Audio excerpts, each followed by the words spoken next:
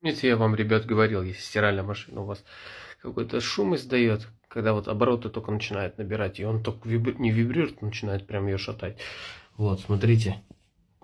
Вот эти амортизаторы, вот они. Вот я сейчас шатаю, от них шум идет.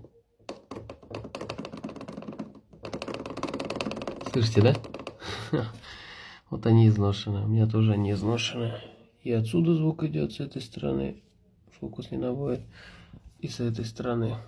Их под замену. Ну, уже правильно, больше 11 лет они стоят.